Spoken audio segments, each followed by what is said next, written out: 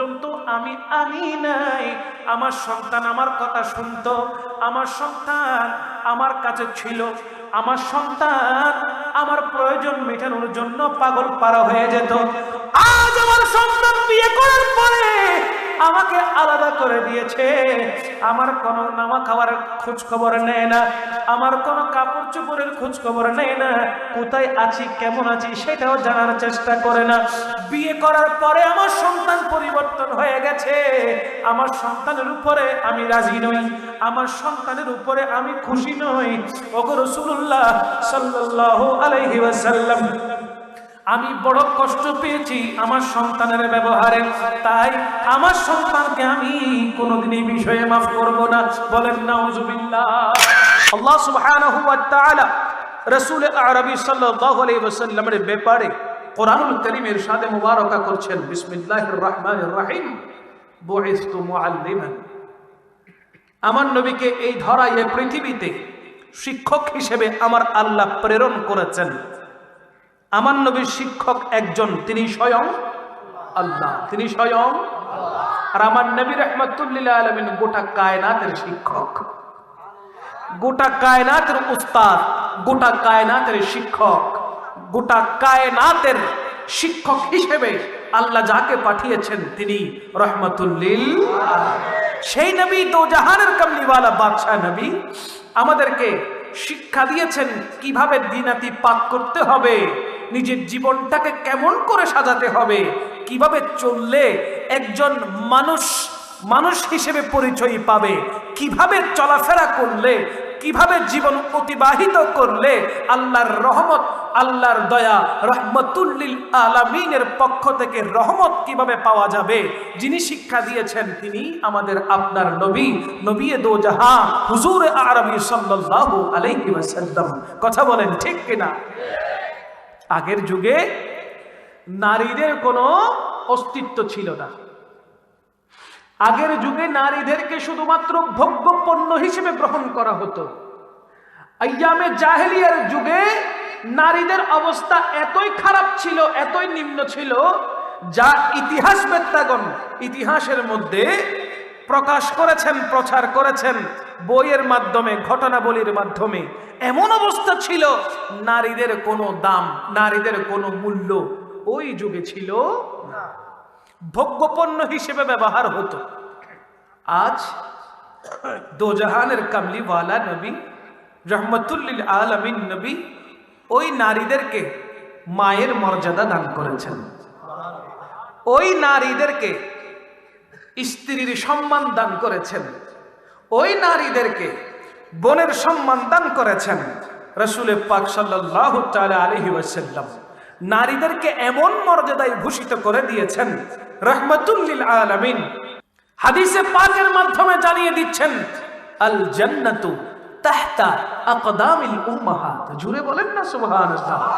আমার নবী কামলিওয়ালা রহমাতুল লিল আলামিন বলতে লাগলেন, আল জান্নাতু তাহতা আকদামিল উম্মাহাত। ওগো সন্তানেরা শুনো শুনো, তোমরা জান্নাতকে তালাশ করছো, আর জান্নাত তো তোমার মায়ের পায়ের তলায় রয়েছে। বলেন না সুবহানাল্লাহ। আম্মা জানের কদমের তলাই হলো জান্নাত।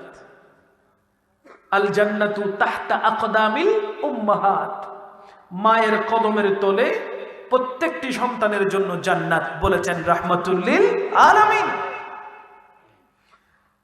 আল্লাহ সুবহানাহু ওয়া তাআলা পবিত্র কোরআনুল কারীমের মধ্যে শাদে মুবারাকা করছেন। সূরার নাম বনি ইসরাইল, আয়াত নাম্বার 23। আমার আল্লাহ পাক জানাচ্ছেন, বিসমিল্লাহির রহমানির রহিম, ওয়া ক্বাদা রাব্বুকা আল্লা তা'বুদু ইল্লা ইয়্যাহু ওয়া বিল ওয়ালিদাইনি ইহসানা। আল্লাহ পাক রব্বুল আলামিন কোরআনুল কারীমের মধ্যে ইরশাদ করছেন, ওয়া ক্বাদা রাব্বুকা আল্লা তা'বুদু, আল্লাহ পাক রব্বুল আলামিন ছাড়া এক আল্লাহ ছাড়া তোমরা আর কারো ইবাদত বন্দেগী করো না। ক্লিয়ার করে দিলেন আল্লাহ। আল্লাহ পাক রব্বুল আলামিন জানিয়ে দিচ্ছেন আল্লাহ ছাড়া আর কারো ইবাদত করা যাবে, আর কারো উপাসনা করা যাবে না।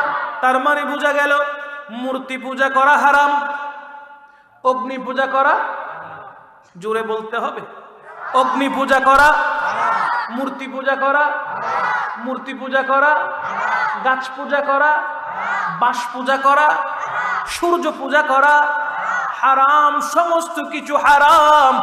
ইবাদত পাওয়ার মালিক কয়জন? ওনার নাম কি? নাম কি? কোরআনুল কারীমের মধ্যে যখন কোরআনে পাক আপনি উল্টাবেন, সূরা ফাতিহা সর্বপ্রথম আপনার নজরে পড়বে। ওই সূরা ফাতিহা যেটা নামাজের মধ্যে পড়াটা ফরজ, নামাজের মধ্যে পড়া ফরজ। ওই সূরা ফাতিহা আল্লাহ পাক জানিয়ে দিচ্ছেন বিসমিল্লাহির রহমানির রহিম, আলহামদুলিল্লাহি রাব্বিল আলামিন। আলহামদুলিল্লাহ সমস্ত প্রশংসা কার? রব্বুল আলামিন, যিনি গোটা আলমের রব, যিনি গোটা আলমের আল্লাহ জানিয়ে দিচ্ছেন আমি আল্লাহ ছাড়া আর কারো ইবাদত করা যাবে না, আমি আল্লাহ ছাড়া আর কারো উপাসনা করা যাবে না। যদি আল্লাহ ছাড়া আর কারো উপাসনা করা হয় বুঝতে হবে সে কাফের হয়ে গেছে, বুঝতে হবে সে বিধর্মী হয়ে গেছে, বুঝতে হবে সে মুসলমান নয়, অন্য ধর্মের মানুষ। ঠিক কিনা? আমার আল্লাহ জানিয়ে দেয় ওয়াকাদা রাব্বুকা আল্লা তা'বুদু, আমি আল্লাহর ইবাদত করা ছাড়া আর কারো ইবাদত করো না।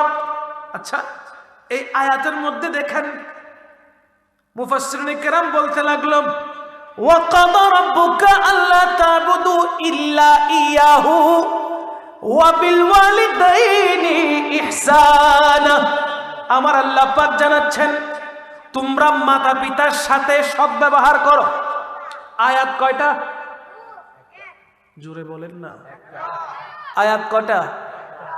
এক আয়াতের মধ্যে, একই আয়াতের মধ্যে আমার আল্লাহ জানাচ্ছেন ওয়াকাদা রাব্বুকা আল্লা তা'বুদু, এক আল্লাহ ছাড়া আর কারো ইবাদত করো না। এরপরে আল্লাহ পাকের বলা উচিত ছিল যে তুমি ইবাদত করো, আকিমুস সালাতা, নামাজ আদায় করো, ওয়া আতুজ যাকাতা, তুমি যাকাত প্রদান করো, কুতিবা আলাইকুমুস সিয়ামু কামা কুতিবা আলাল্লাযিনা মিন ক্বাবলিকুম লাআল্লাকুম তাত্তাকুন, তুমি রোজা পালন করো, তুমি হজ করো, তুমি যাকাত দাও। আল্লাহ এই কথাগুলো বলার দরকার ছিল। ইবাদতের পাশাপাশি কোন কোন ইবাদত ফরজ, কোন কোন ইবাদত বান্দা পালন করবে, কোন কোন ইবাদত নবীর উম্মতেরা পালন করবে, সেই কথা বলার দরকার ছিল। আল্লাহ ওই কথা না বলে সাথে সাথে বলেছেন ওয়াবিল ওয়ালিদাইনি ইহসানা। আল্লাহর ইবাদতের পাশাপাশি যেই ইবাদতের কথা, যে আমলের কথা আল্লাহ রেখেছেন, সেই আমলের নাম হলো মাতা পিতার সাথে তোমরা সদ্ব্যবহার করো। মাতা পিতার সাথে তোমরা সদ্ব্যবহার করো। আল্লাহ পাক রব্বুল আলামিন এখানে বলতে পারতেন নামাজ পড়ো, এটা হচ্ছে আমল, রোজা রাখো, এটা আমল, হজ করো, এটা আমল, যাকাত দাও, এটা আমল। আল্লাহর ইবাদতের পাশাপাশি এই কথাগুলো না বলে আল্লাহ বলতে লাগলেন ইল্লা ইয়াহু ওয়া বিল ওয়ালিদাইনি ইহসানা। আমি আল্লাহর ইবাদতের পাশাপাশি তোমরা তোমাদের মাতা পিতার সাথে সদ্ব্যবহার করো। কথাটা বুঝছেন? আল্লাহ বলতে লাগলেন আমার ইবাদতের পাশাপাশি তোমরা তোমাদের মাতা পিতার সাথে কি করো? সদ্ব্যবহার করো, ভালো আচরণ করো। কেন বলেছেন? আল্লাহ পাক রব্বুল আলামিন জানেন এই পৃথিবীতে কিছু সন্তান নামের কুলাঙ্গার সন্তান আছে। কথা কন না? সন্তান নামের কিছু কুলাঙ্গার সন্তান আছে, যারা মাকে বাবাকে ভাত দেয় না, বার্ধক্য অবস্থায় মা বাবাকে ঘর থেকে তাড়িয়ে দেয়, বৃদ্ধাশ্রমে পাঠিয়ে দেয়। কথা বলেন ঠিক কিনা? মা বাবাকে যারা মোহাব্বত করে না, ভালোবাসে না, মা বাবার খেদমত করে না, যখন বউ ঘরে আসলো সাথে সাথে আপন মা বাবা ওই সন্তানের জন্য পর হয়ে গেল। আছে না নাই? সমাজে ঘটতেছে কিনা বলেন?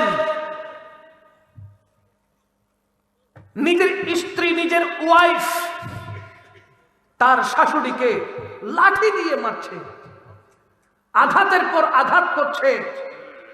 ওই শাশুড়ি হাঁটতে পারে না, হুইল চেয়ারে বসে আছে। ওই মাকে লাঠি দিয়ে মারতে মারতে এমন অনেক সময় পেপার পত্রিকায় আসে আপন পুত্রবধূর হাতে শাশুড়ির মৃত্যু।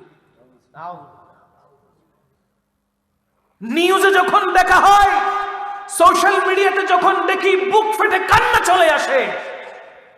শাশুড়ি হাঁটতে পারছে না, শ্বশুর হাঁটতে পারছে না, হামাগুড়ি দিয়ে চলছে, সেইখানে তাদের পিঠের উপরে তাদেরই পুত্রবধূ লাঠি দিয়ে ব্যত্রাঘাত করছে। নাউজুবিল্লাহ বলবেন না? ওই সমস্ত কুলাঙ্গার সন্তান যারা বিয়ে করে বউ ঘরে এনে ওই বউকে লেলিয়ে দেয় আপন মাতা পিতাকে মারার জন্য, এমন সন্তানদের ব্যাপারে আমার আল্লাহ, আমার নবী হুঁশিয়ারি দিয়েছেন। আমার নবী রাহমাতুল লিল আলামিন বলতে লাগলেন, ওগো সন্তানেরা শোনো, তোমার মা তোমার জন্য দোয়া করলে যেমন আল্লাহর দরবারে কবুল হয়ে যায়, তোমার বাবা তোমার জন্য দোয়া করলে যেমন আল্লাহর দরবারে কবুল হয়ে যায়।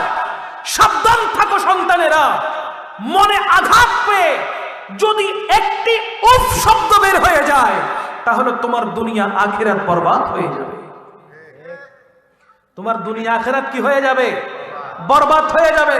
কেন না আমার আল্লাহ সুবহানাহু ওয়া তাআলা কোরআনুল কারীমের মধ্যে ঘোষণা করছেন, ইম্মা ইয়াবলুগান্না ইনদাকা কিবারা আহাদুহুমা আও কিলাহুমা। সুবহানাল্লাহ কইতেন না? আমার আল্লাহ কি বলে জানেন? ইম্মা, যদি, ইয়াবলুগান্না, তোমাদের কাছে পৌঁছায়, ইনদাকাল কিবারা, বার্ধক্য অবস্থায়।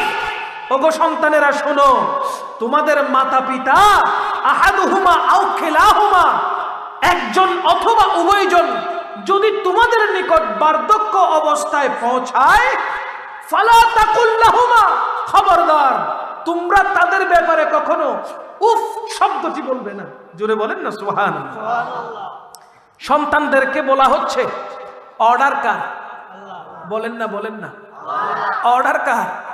আমার আল্লাহ পাক রব্বুল আলামিন জানাচ্ছেন, ফালা তাকুল লাহুমা উফিন, খবরদার মাতা পিতার ব্যাপারে তোমরা কখনো উফ শব্দটি বলবে না।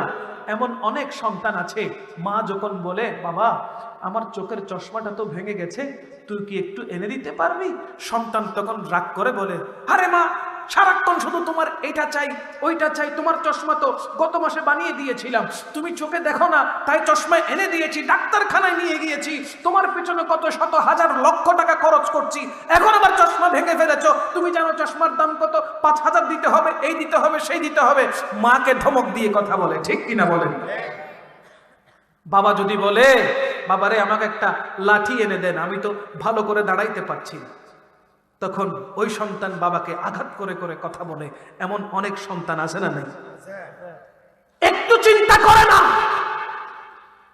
যেই সন্তান যখন দাঁড়াতে পারত না তখন বাবার আঙ্গুল ধরে ধরে সে দাঁড়িয়েছে।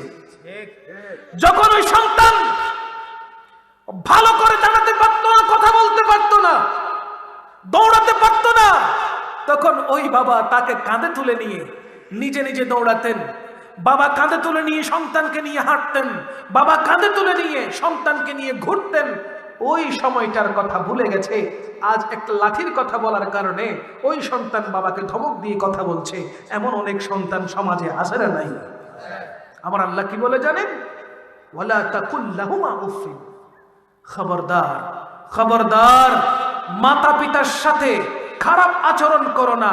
উফ শব্দটাও ব্যবহার করো না, এমন কোন শব্দ উচ্চারণ করো না যেই শব্দের কারণে মাতা পিতার অন্তরে কষ্ট চলে আসে। খবরদার, যদি তুমি সন্তানের বিপক্ষে একটিবার তোমার মা, একটিবার তোমার বাবা আল্লাহর দরবারে উফ শব্দটি উচ্চারণ করে, সাথে সাথে তোমার ইহকাল এবং পরকাল উভয়টা বরবাদ হয়ে যাবে। কথা বলেন ঠিক কিনা? আল্লাহ শিখিয়ে দিচ্ছেন, তো কথা কেমন করে বলবে? ওয়ালা তানহারহুমা উফিন, ওয়ালা তানহারহুমা, তাদেরকে ধমক দিও না। ওয়াকুল লাহুমা কওলান কারীমা, আমার আল্লাহ বলতে লাগলেন তুমি তাদের সাথে নম্র হয়ে ভদ্র হয়ে কথা বলো। তোমার কথায় যদি তারা সন্তুষ্ট হয়ে যায়, মনে রাখবা আমি আল্লাহ সন্তুষ্ট হয়ে যাব। মাতা পিতাকে সন্তুষ্ট করার দরকার আছে না নাই? সন্তুষ্ট হয়ে গেলে কে রাজি হয়ে যায়? জুড়ে বলেন না। আমরা সবাই জানি হযরতে বায়াজিদ বুস্তামি রাহমাতুল্লাহি আলাইহির ঘটনা। আম্মাজান বললেন, ওগো বায়াজিদ, তোর মায়ের পিপাসা লেগেছে, তুই কি একটু পানি দিতে পারিস না? তুই কি একটু পানি দিতে পারিস না মাকে? তখন বায়াজিদ বুস্তামি কি বালেক হয়েছে? তিনি কি যুবক ছিলেন? না, তিনি ছোট শিশু অবস্থায় 5 থেকে 7 বছরের ভিতরে। শীতকাল, মা চেয়েছেন পানি, পাকঘরে গিয়ে দেখে কলসির ভিতরে এক ফোঁটা জলও নেই। মা তো শুধু বললেন পানি লাগবে। ওই ছোট্ট বায়াজিদ ছোট ছোট পাগুলো দিয়ে অনেক দূরে চলে গেলেন পানি আনার জন্য। কেন? বলে আমার মা যদি পানি আবার চায়, তখন যদি দিতে না পারি। দেখেন, ছোট বাচ্চা পানি আনতে চলে গেল দূরে, কলসি ভর্তি পানি নিয়ে আসলো, মায়ের পাশে গ্লাস নিয়ে দাঁড়িয়ে রইল। এসে দেখে আম্মাজান ঘুমিয়ে পড়েছেন, আম্মাজান আরাম করছেন। তখন হযরতে বায়াজিদ বুস্তামি চিন্তা করতে লাগলেন, আমার আম্মাজান তো তাহাজ্জুদ নামাজ পড়তে উঠবে, তখন যদি পানি তালাশ করে আমি যেন সাথে সাথে আমার মাকে এই পানিটা দিতে পারি। বলেন না সুবহানাল্লাহ। এমন সন্তান কি এখন দেখা যায় বাবা? হায় হায় হায়। হযরতে বায়াজিদ বুস্তামি রাহমাতুল্লাহি আলাইহি আম্মাজানের কদমের পাশে পানি নিয়ে দাঁড়িয়ে রইলেন। আম্মাজান কখন উঠবেন, কখন উঠবেন, এই পানিটুকু পান করবেন। আম্মা ঘুমাচ্ছেন। যখন তাহাজ্জুদের ওয়াক্ত হয়ে গেল, আম্মাজান ঘুম থেকে জেগে উঠে সর্বপ্রথম বায়াজিদকে দেখে চোখের পানি ছেড়ে দিয়ে জিজ্ঞেস করে, গো সন্তান, এতক্ষণ পর্যন্ত তুমি কি পানি নিয়ে দাঁড়িয়েছিলে? বায়াজিদ বুস্তামি বলতে লাগলো, গো আম্মাজান, আপনি আমাকে যখন হুকুম করলেন পানি আনার জন্য, কলসিদের মধ্যে পানি ছিল না, কলসি খালি ছিল। আমি পানি আনার জন্য অনেক দূরে গেলাম, ঝর্ণা থেকে পানি নিয়ে আসলাম। আনতে আনতে দেরি হয়ে গেল, আপনি দেখি ঘুমিয়ে পড়েছেন। এখন আবার কখন ঘুম থেকে যদি জাগ্রত হয়ে যান, পানি যদি তালাশ করেন, আমি আনতে যদি দেরি হয়, সেই কারণে আপনার কদমের পাশে আপনার খেদমতে পানি নিয়ে দাঁড়িয়ে আছি। আম্মাজান বলেন, ওগো বায়াজিদ, এমন এক আমল তুই করলি, তোর এই আমলের কারণে আমি আম্মাজান তোর উপর খুশি হয়ে গেলাম। আমি আম্মাজান তোর উপর খুশি হয়ে গেলাম। বায়াজিদ বুস্তামির আম্মাজান চোখের পানি ছেড়ে দিয়ে আল্লাহর দরবারে হাত তুলে ফরিয়াদ করে, ওগো আল্লাহ, আমি আমার সন্তান বায়াজিদকে কবুল করেছি। আল্লাহ, তুমি আমার সন্তান বায়াজিদকে কবুল করে না। মায়ের দোয়ায় ওই শিশু বাচ্চা আল্লাহর বন্ধু হয়ে গেল, আল্লাহর ওলি হয়ে গেল। তাহলে মায়ের দোয়ায় কি হওয়া যায়? ওলি হওয়া যায়। বলেন না, মায়ের দোয়ায় কি হওয়া যায়? মা দোয়া করলে, সন্তানের জন্য যদি বাবা দোয়া করে, মা দোয়া করে, সাথে সাথে ওই সন্তানকে আল্লাহ দূরে রাখে না, কাছে টেনে নিয়ে বন্ধু বানিয়ে নেয়। বলেন না সুবহানাল্লাহ। আর ওই সমস্ত সন্তানরা মা বাবার ব্যাপারে বলে, আমি চাঁদকে বলি তুমি সুন্দর নও, আমার মায়েরই মতো। ঠিক না?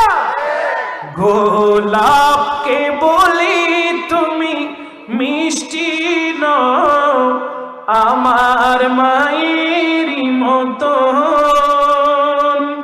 আমি চাঁদকে বলি তুমি সুন্দর নও, আমার মায়েরই মতো।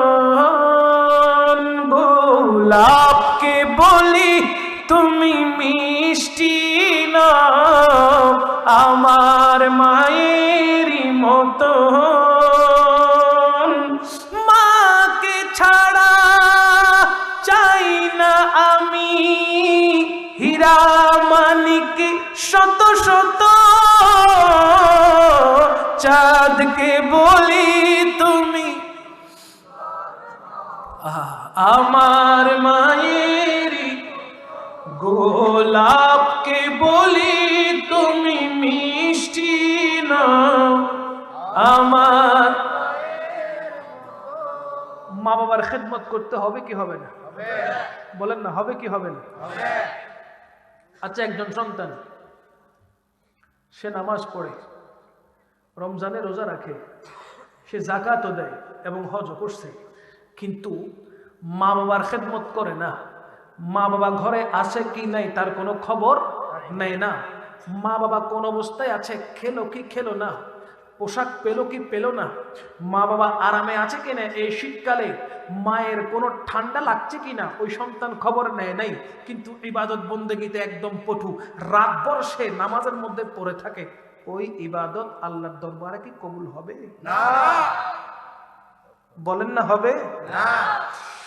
وعن ابن مسعود رضي الله تعالى عنه قال سألت النبي صلى الله عليه وسلم أي العمل أحب إلى الله تعالى।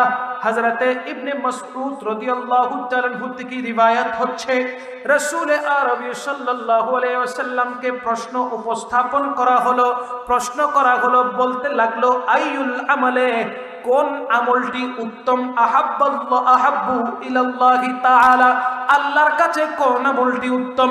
ক্বালা, আমার নবী রাহমাতুল লিল আলামিন বলতে লাগলেন আস-সালাতু লিওয়াক্তিহা, ওয়াক্ত মতো সালাত আদায় করা, ওয়াক্ত মতো নামাজ আদায় করা, ওয়াক্ত হওয়ার সাথে সাথে নামাজ কায়েম করা।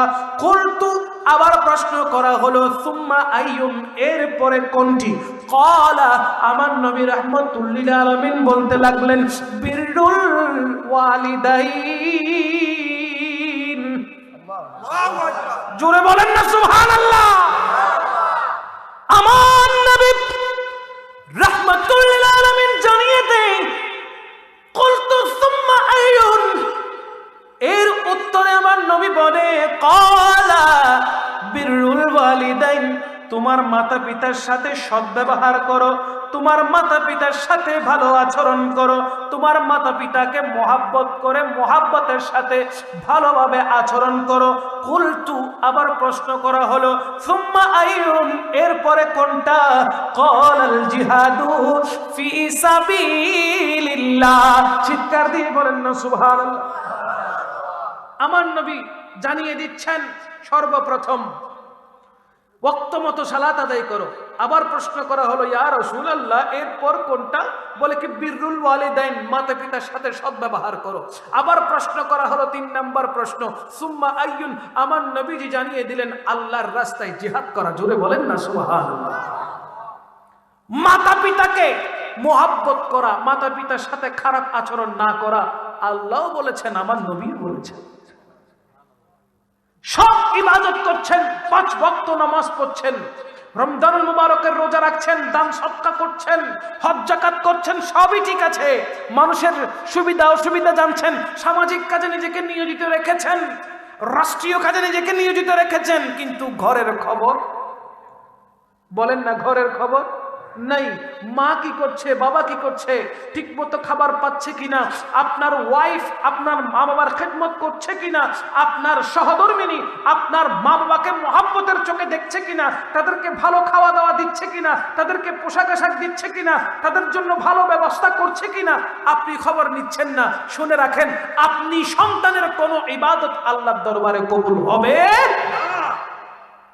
আপনার কোন ইবাদত আল্লাহর দরবারে কবুল হবে না।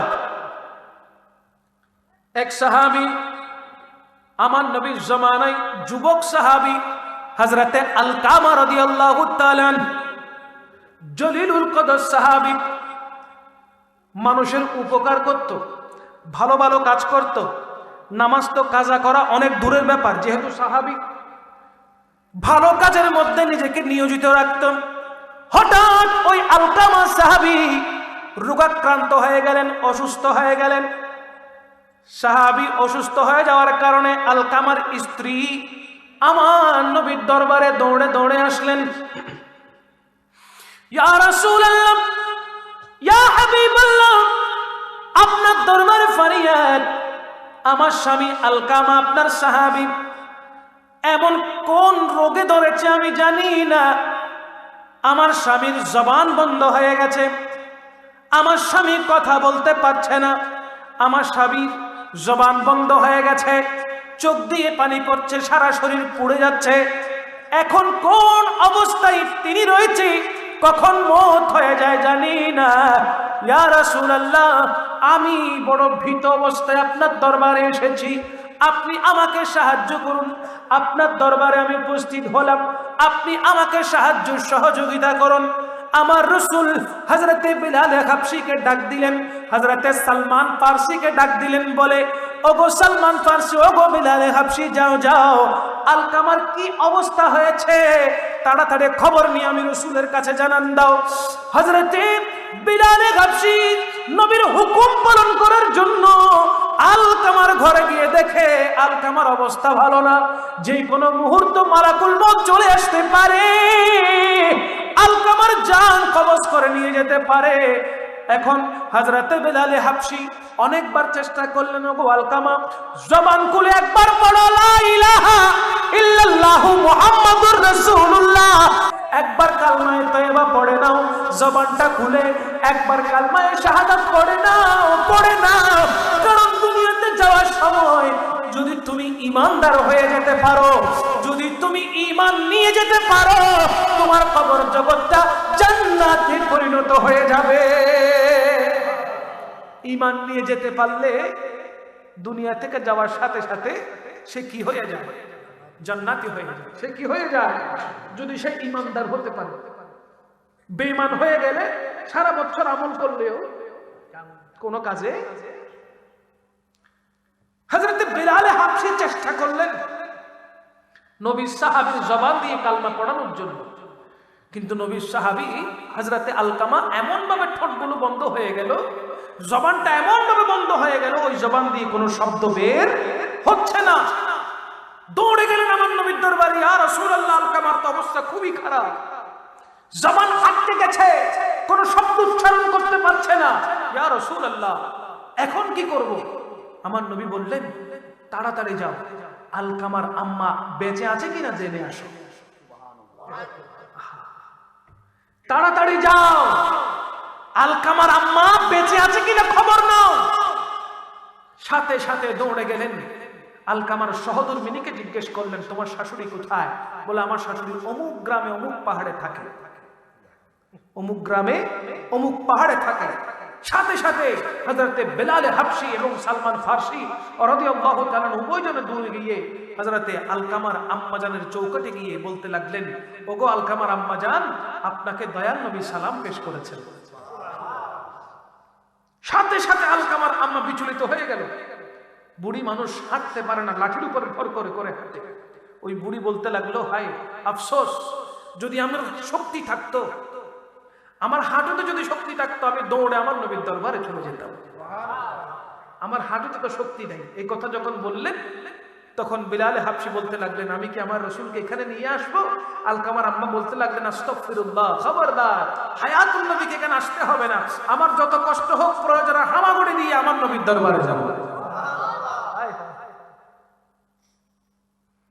হযরত আলকামার আম্মা আমার নবীর দরবারে হাজির হয়ে গেলেন, আমার নবীকে সালাতু সালাম পেশ করলেন।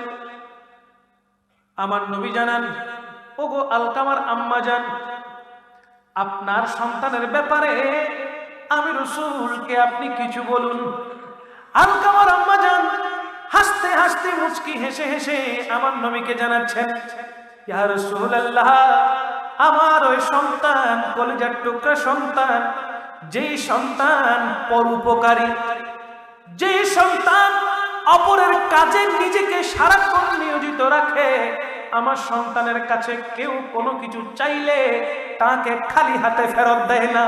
আমার সন্তান খুব ভালো ছেলে, আমার সন্তান খোদা ভীরু, আল্লাহকে মুহাব্বত করে, আর আপনি রাসূলকে ভালোবাসে। মা সন্তানের পক্ষ বলল না বিপক্ষে বলল? জোরে কর না। আমার নবী এখন জিজ্ঞেস করে, ও আলকামার আম্মা,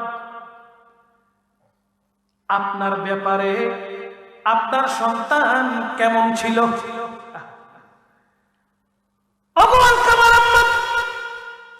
আপনার ব্যাপারে আপনার সন্তানের ভূমিকা কি? আমার নবী প্রশ্ন করতে দেরি হয়েছে, আলকামার আম্মার চোখের পানি ছেড়ে দিয়ে কান্নাকাটি শুরু করে দিয়েছে। আলকামার আম্মা বলতে লাগলো, ইয়া রাসূলুল্লাহ, ইয়া হাবিবাল্লাহ, যতদিন আমার সন্তানটাকে আমি বিয়ে করাই নাই, পুত্রবধূ যতক্ষণ পর্যন্ত আমি আনি নাই, আমার সন্তান আমার কথা শুনতো, আমার সন্তান আমার কাছে ছিল, আমার সন্তান আমার প্রয়োজন মেটানোর জন্য পাগল পারা হয়ে যেত। আজ আমার সন্তান বিয়ে করার পরে আমাকে আলাদা করে দিয়েছে, আমার কোনো নামা খাবারের খোঁজ খবর নেয় না, আমার কোনো কাপড় চোপড়ের খোঁজ খবর নেয় না, কোথায় আছি কেমন আছি সেটাও জানার চেষ্টা করে না। বিয়ে করার পরে আমার সন্তান পরিবর্তন হয়ে গেছে, আমার সন্তানের উপরে আমি রাজি নই, আমার সন্তানের উপরে আমি খুশি নই। ওগো রাসূলুল্লাহ সাল্লাল্লাহু আলাইহি ওয়াসাল্লাম, আমি বড় কষ্ট পেয়েছি আমার সন্তানের ব্যবহারে, তাই আমার সন্তানকে আমি কোনোদিন এই বিষয়ে মাফ করব না। বলেন নাউজুবিল্লাহ। সংসারে এমন হয় কি ভাই, বিয়ে করার পরে বউ যখন আপন হয় তখন মাতা পিতা তালতো ভাই আর তালতো বোন হয়ে যায়। কথা কোন ঠিক না? বউ ঘরে আসলে সাথে সাথে মা বাবা কেন পর হয়ে যাবে? এখানে দোষ উভয়জনের আছে, দোষ উভয়জনের আছে। ছেলের মা বাবা বউকে যদি মেয়ে হিসেবে মেনে নেয়, আর ওই বউ নিজের শ্বশুর শাশুড়িকে যদি আপন মা বাবা করে মেনে নেয়, তাহলে কি ওই সংসারে কোনোদিন অশান্তি আসবে? কোনোদিন আসবে না। মুরব্বীদেরকে বুঝতে হবে, আমার এই বধূ, আমার ঘরের বউ, ঘরের লক্ষ্মী, সে অন্য জায়গা থেকে আমাদের ঘরে এসেছে,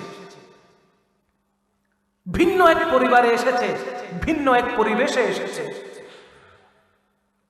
তার মা বাবাকে ছেড়ে, ভাই বোনদেরকে ছেড়ে, সবাইকে ছেড়ে এমন এক পুরুষের সাথে এসেছে যার সাথে সে আগে কোনোদিন পরিচয় ছিল না। মাত্র 2-3 মাসের ব্যবধানে বিয়ে হয়ে গেছে, বা স্বামী স্ত্রী হয়ে গেছে, সে তার পরিবারকে ছেড়ে এখানে এসেছে।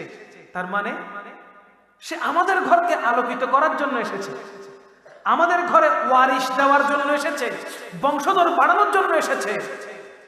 আপনি মা বাবা যখন তাকে সন্তান হিসেবে গ্রহণ করবেন, তখন তার কলিজাটা এত বড় হয়ে যাবে। ঠিক কিনা বলেন? নতুন এই মেয়েটা আসলো, সে তার পরিবারে থাকা অবস্থায় কোনোদিন 1 কাপ চা বানিয়ে খায় নাই, বড় লাডলি ছিল, আদরের দুলারি ছিল। আজকে আপনার পরিবারে এসেছে, আপনি ঘুম থেকে ওঠার সাথে সাথে যদি বলেন, হে বউ তাড়াতাড়ি চা নিয়ে আসলি না কেন, ফজরের নামাজ পড়ে আসলাম, চা দিলি না? এই শুরু হলো। তখন সে ধমক খেয়ে ভয় পেয়ে চা বানাইতে না জানলে ঠান্ডা পানিতে চায়ের পাতা দিয়ে বসে থাকবে। ঠিক কিনা বলেন? চাটা কিভাবে তৈরি করতে হয় আগে আপনি তাকে শিখাতে হবে, যদি আপনি তাকে মেয়ে মনে করেন। ঠিক কিনা বলেন? কারণ আপনার ঘরে মাত্র এসেছে, তার মানে সে ভিন্ন একটি পরিবারে প্রথম জন্মগ্রহণ করল। আপনার ঘরে মাত্র এসেছে, মাত্র সে কথা বলা শিখেছে। আপনার ঘরে এসে শ্বশুর আব্বা শাশুড়ি আম্মা বলা শিখেছে। আপনি যদি তাকে প্রেসার ক্রিয়েট করেন তখন সে সবকিছু ভুলে যাবে। আর আপনি যদি তাকে আদর করেন দেখবেন ধীরে ধীরে সবকিছু সে শিখে যাচ্ছে। কথা বলেন ঠিক না? তখন ওই সংসার স্বর্গের হিসেবে পরিণত হয়ে যাবে, স্বর্গের সংসার হয়ে যাবে, জান্নাতি সংসার হয়ে যাবে। আপনি মাতা পিতা যদি মানতে না পারেন, তাকে যদি কষ্ট দেন, আঘাত করেন, তাহলে আপনার পুত্রবধূ আপনাদের কাছ থেকে দূরে সরে যাবে। ইভেন আপনার সন্তানকেও ধীরে ধীরে আপনাদের কাছ থেকে পর করে দিবে। কথা বলেন ঠিক কিনা? আপনি যদি মোহাব্বত করে কাছে রাখেন, আপনি যদি ভালোবেসে কাছে রাখেন, ওই বধূ আপনার ঘরে এসে আপনার সংসারটাকে জান্নাতি সংসার হিসেবে গঠন করে তুলবে। সুতরাং উভয় দিক থেকে যদি ঠিক থাকে তাহলে দেখবেন সন্তান সুখের হবে, সংসারটা সুন্দর হবে, উভয়জনে মিলে গোটা সংসারটাকে সুন্দর করে পরিচালিত করবে। আমরা যদি নিজেদের অবস্থান না বুঝি, আমরা যদি নিজেদের অবস্থান ধরে না রাখি, তাহলে দেখবেন সংসারে ঢোকা মাত্রই নিজের কারণে নিজের পায়ে কোড়াল পড়বে। কথা বলেন ঠিক কিনা? হযরত আলকামা আম্মা জান নবীজির সাহাবী, তিনি বলতে লাগলেন আমি আমার সন্তানের কাছে সন্তুষ্ট নই। কত কষ্টের কথা! আমি আমার সন্তানের বিহেভে আমি সন্তুষ্ট নই, আমি তাকে মাফ করতে পারবো না। আমার নবী বলতে লাগলেন ওগো সাহাবায়ে কিরাম, আলকামার সমস্যা তো এই জায়গায়, তার মা তাকে মাফ করে নাই, তার মা তাকে মাফ করে নাই। তার মানে বুঝে নাও এই সন্তানের সমস্ত ইবাদত আল্লাহর দরবারে কবুল হয় নাই, সব বরবাদ হয়ে গেছে। যদি আলকামার আম্মা মাফ না করে, দুনিয়াতে থাকা অবস্থায় তার জন্য জাহান্নাম হয়ে যাবে। আমার নবী বললেন আপনি আপনার সন্তানকে মাফ করে দেন। তিনি বলতে লাগলেন ইয়া রাসূলুল্লাহ, এই কষ্ট তো আমার সহ্য করতে পারছি না, এই কষ্ট আমি নিতে পারছি না। তখন আমার নবী সাহাবায়ে কিরামদেরকে হুকুম দিলেন আলকামাকে নিয়ে আসো, তাকে জিন্দা জ্বালিয়ে দাও। আলকামাকে নিয়ে আসো, তাকে জিন্দা জ্বালিয়ে দাও। সাহাবায়ে কেরাম গেলেন, আলকামাকে নিয়ে আসলেন, চতুর্দিকে আগুন লাগিয়ে দিলেন। আলকামার গায়ে আগুন লাগবে, আলকামার গায়ে আগুন লাগবে, জ্বলে যাবে, পুড়ে যাবে, ছাই হয়ে যাবে। সবগুলো মা দেখছেন, সবকিছু মা দেখছেন। যেই মাত্র আলকামার গায়ে আগুনের ফুলকি লাগবে, সাথে সাথে আমার নবীকে বলতে লাগলেন ইয়া রাসূলুল্লাহ, আমার চোখের সামনে আমার সন্তান জ্বলবে, আমি আম্মা তো সহ্য করতে পারছি না। আমার নবী বলতে লাগলেন ওগো আলকামার আম্মা জান, আপনি দুনিয়ার এই আগুনকে দেখে ভয় পাচ্ছেন, আপনি যদি আপনার সন্তানকে মাফ না করেন, দুনিয়াবি আগুন নয় জাহান্নামের আগুন দ্বারা আল্লাহ আপনার সন্তানকে জ্বালাবে, তখন কিভাবে সহ্য করবেন? সাথে সাথে আলকামার আম্মা চোখের পানি ছেড়ে দিয়ে আল্লাহ এবং রাসূলকে সাক্ষী রেখে বলতে লাগলেন ইয়া রাসূলুল্লাহ, ইয়া হাবিবাল্লাহ, আমি ওই আল্লাহর শপথ করে বলছি যেই আল্লাহর হাতে, যেই আল্লাহর কুদরতি হাতে আমার প্রাণ রয়েছে, আমি এই মুহূর্তে আপনি রাসূলকে সাক্ষী রেখে বলছি আমি আমার সন্তানকে সম্পূর্ণ মাফ করে দিয়েছি। আল্লাহু আকবার। ইয়া রাসূলুল্লাহ, আরে গাউসিয়া, ইয়া গাউসিয়া, হযরত মাওলানা তারেক আমিন আল কাদরি সাহেব জিন্দাবাদ। দাঁত থাকিতে দাঁতের মূল্য দিলি না, মন দিলি না, দাঁত থাকিতে দাঁতের মূল্য দিলি না, মন দিলি না। মা বাবা তোর কত আপন, মা বাবা তোর কত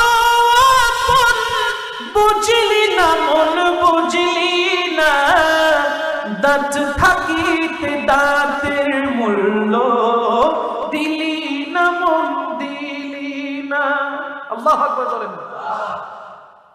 হযরতে আলকামার আম্মা জান সাথে সাথে যখন মাফ করে দিলেন, ক্ষমা করে দিলেন, আলকামা কথা বলা শুরু করে দিল। আলকামার জবান খুলে গেল। আমার নবী বলে, ওগো বেলাল হাবশী, তাড়াতাড়ি যাও আলকামাকে কালমা পড়িয়ে দাও, তাড়াতাড়ি যাও আলকামাকে কালমা পড়িয়ে দাও।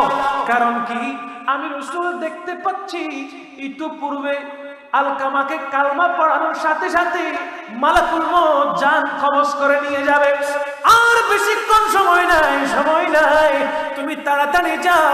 আলকামার আম্মা যখন মাফ করে দিয়েছে, তার সমস্ত গুনাহ মাফ হয়ে গেছে, তাকে কালমা পড়িয়ে দিয়ে জান্নাতি করে দুনিয়া থেকে পাঠিয়ে দাও।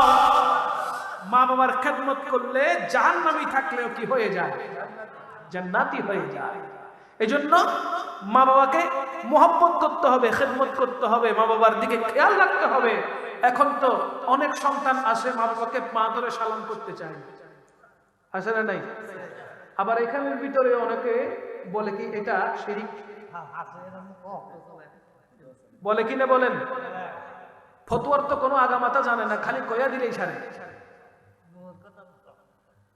বলে কি মা বাবাকে কদম ধরে সালাম করলে শিরক হবে। কেন? বলে তুমি মাথাটা ঝুঁকাবে সবসময় আল্লাহর দিকে, সবসময় আল্লাহর জন্য মাথা ঝুঁকাবে, কোনো বান্দার জন্য তোমার মাথাকে নত করবে না। আচ্ছা, যারা এই কথাগুলো বলে তার পকেট থেকে হাজারে নোট পড়ে গেলে সে কি নুয়ে নেয় না? কথা কর না কেন? সে কি মাথা ঝুঁকাই নেয় না? কৃষকেরা যখন কৃষি চাষ করে তখন একজনের পিছনে আরেকজনের মাথা ঝুঁকে বীজ বপন করে না? এটা শিরক হয় না? নামাজের জন্য যখন কাতার দাঁড়ান তখন একজনের পিছনে একজনের দাঁড়ায়, ঠিক কিনা বলেন? আপনি সিজদা করলেন, আপনার পিছনে পিছনে আপনার কদমের তালুতে আরেকজন মারলো না সিজদা? তো সিজদা কি আপনার পিছনে মারছে নাকি আল্লাহরে দিছে? ইন্নামাল আ'মালু বিন্নিয়াতি। আমার নিয়ত হলো আমি আল্লাহর দরবারে সিজদা করছি, সিজদা কার জন্য? আল্লাহর জন্য। মাথা নুয়ে দেওয়া যদি সিজদা হয়ে যায় তাহলে তো ধান চাষ করা যাবে না। মাথায় নুয়ে যাওয়া যদি সিজদা হয়ে যায় তাহলে আপনার সামনে যে টাকাটুকু পড়েছে সেই টাকা নেওয়া যাবে না, কোনো কাজই করা যাবে না যদি নুয়ে যাওয়া সিজদা হয়ে যায়, ঠিক কিনা বলেন? এই জন্য আগে হাদিস মুবারকা বুঝবেন, বুঝার পর তারপর আপনি সিদ্ধান্ত নেবেন। রিডিং পরে মুফতি অনেকগুলো আসে না নাই? অনেক আবার ফেসবুক মুফতিও আসে না? ফেসবুকে মুফতি অমুক লেখে কি লেখে না? বহুত মুফতি ফেসবুকে ঘোরাঘুরি করে। যখন দরস দেওয়ার জন্য মাদ্রাসায় পাঠানো হয় তখন কই, হুজুর আমি তো এগুলো পারতাম না। আছে না নাই? সাবধান, ফতোয়া যেখানে সেখানে চলে। আমরা তো মা বাবাকে এখন কদম মুচি করি, এটা হলো কদম বুচি। কদম বুস না, চুমু দেওয়া, ঠোঁটগুলো ডাইরেক্ট মায়ের তালুতে লাগানো। বলেন না সুবহানাল্লাহ।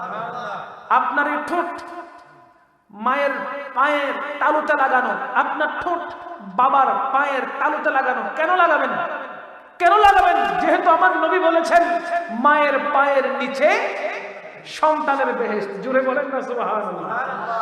আপনি মায়ের তালুতে দিচ্ছেন না চুমু, বরঞ্চ জান্নাতের পিঠে দিচ্ছেন। জোরে বলেন না সুবহানাল্লাহ। এই জন্য শুধুমাত্র রমজানের ঈদ আসলে সালাম করবেন আর না হলে সালাম করবেন না, এরকম একটা প্রথা আছে না নাই? কয় বছরে একবার করবো। কখন? কয় ঈদের দিন। কখন করব? ঈদের দিন সালাম করবো, এর আগে পরে আর কোনো সালাম নাই। আমার নবী বলে মার দিকে মহব্বতের নজরে তাকাও, ভালোবেসে মায়ের চেহারার দিকে তাকাও। কবুল হয়েছে এমন হজের সওয়াব আমার আল্লাহ তোমার আমলনামায় দান করে দেবে। সবার হজ কিন্তু কবুল হয়, সবার হজ কবুল হয় না। কবুল হয়েছে এমন হজের সওয়াব আল্লাহ আপনার আমলনামায় দান করবে। কখন দান করবে? আপনি একবার মহাব্বতের নজরে আপনার মার দিকে তাকান, আপনি তাকান আপনার মায়ের দিকে, এদিকে আপনার আমলনামায় হজরের সওয়াব লিপিবদ্ধ করে দিচ্ছেন কে? আল্লাহ। সে মায়ের কদমে আপনি চুমু লাগান, সেই বাবার কদমে আপনি চুমু লাগান, মোহাব্বত করে পাগুলোকে জড়িয়ে ধরেন। খোদা কি কসম, আল্লাহ শপথ করে বলছি, যেরকম পেরেশানিতে আপনি থাকুন না কেন, সমস্ত পেরেশানি মুহূর্তের মধ্যে নেমে যাবে। আপনার কিসের অভাব? টাকা লাগবে, আপনার টাকা পয়সা লাগবে, রিজিক বাড়াইতে হবে, কোটি টাকার মালিক হতে চান, গাড়ি বাড়ির মালিক হতে চান। আমার নবী বলছে কি জানেন? তোমার মায়ের কদম ধরে পড়ে থাকো, তোমার বাবার কদম ধরে পড়ে থাকো, কদমগুলো ধরো, মোহাম্মত করে বলো, বাবা মা আমার জন্য একটু দোয়া করেন। মা বাবার খেদমত করেন, মা বাবাকে মোহাম্মত করেন, মায়ের কদম ঠোঁটে লাগান, বাবার কদম ঠোঁটে লাগান। আল্লাহ পাক রব্বুল আলামিন আপনার রিজিকের মধ্যে বরকত দান করবেন। কি প্রয়োজন, কি লাগবে, মাকে বলেন, বাবাকে বলেন। আপনার জন্য যখন আপনার মাতা পিতা হাত তুলে দোয়া করবে, সাথে সাথে কোনো হিজাব ছাড়া, কোনো পর্দা ছাড়া আল্লাহ পাক ওই দোয়া কবুল করে নেবে। সন্তানের জন্য মা বাবা দোয়া করলে সাথে সাথে আল্লাহর দরবারে ওই দোয়া কবুল হয়ে যায়। সন্তানের বিপক্ষে মা বাবা যদি বদদোয়া করে, সেটাও আল্লাহর দরবারে কবুল হয়ে যায়। আল্লাহ পাক রব্বুল আলামিন দেখবেন না সন্তানের দোষ আছে নাকি গুণ আছে, এটা দেখবেন না। মা দোয়া করেছেন সেটা কবুল, বদদোয়া করেছে সেটাও। দোয়া করলেও কবুল, বদদোয়া করলেও কবুল। আল্লাহ দেখবে না যে এটা সন্তান দোষী নাকি নির্দোষ, সেটা দেখবে না। বাস দোয়া করলেও কবুল হয়ে যাবে, বদদোয়া করলেও কবুল হয়ে যাবে। সেজন্য সদা সর্বদা কোন কাজ করলে মাতা পিতা খুশি থাকে, সন্তানের সেই কাজ করতে হবে, ঠিক কিনা? মা বলে ডানে যা, সন্তান কয় ডানে যাইতাম না, বামে যাবো। মা কয় ঘুমা, সন্তান কয় ঘুমাইতাম না, উঠা যাবো, দৌড়াবো এদিক সেদিক। তখন বিপদ নেমে আসে, ঠিক কিনা বলে? মা বাবার কথা শুনতে হবে। শুনতে রাজি আছেন কিনা? কে কে আছেন একটু হাত তুলেন তো দেখি, যাদের মা বাবা আছে। যুবক ভাইয়েরা, নারায়ে তাকবীর, নারায়ে রিসালাত, নারায়ে রিসালাত, আহলে সুন্নাত ওয়াল জামাত। রাজি আছেন কিনা? মা বাবার কথা শুনলে জীবন সাকসেস, মা বাবার কথা না শুনলে দুনিয়াও বরবাদ, আখিরাতও বরবাদ। আল্লাহ আমাদেরকে বুঝার তৌফিক দান করুক, আমিন বলেন।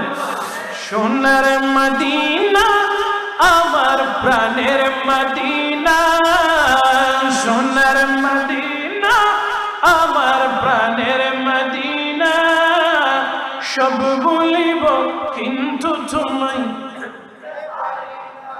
আরো জোরে সব ভুলিব কিন্তু তোমায় ভুলিনি, ভুলব না, ভুলতে পারি না, ভুলিনি, ভুলব না, ভুলতে পারি না, সব ভুলিব কিন্তু তোমায় ভুলতে পারি না, সব ভুলিব কিন্তু তোমায়।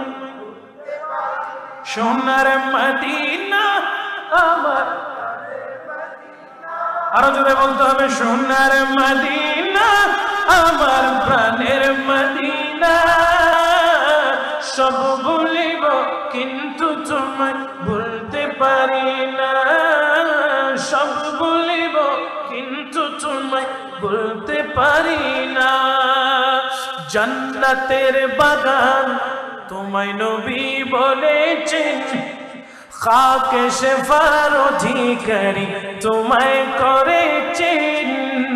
জান্নাতের বাগান তোমায় নবী বলেছেন, খাকে শেফার অধিকারী তোমায় করেছেন।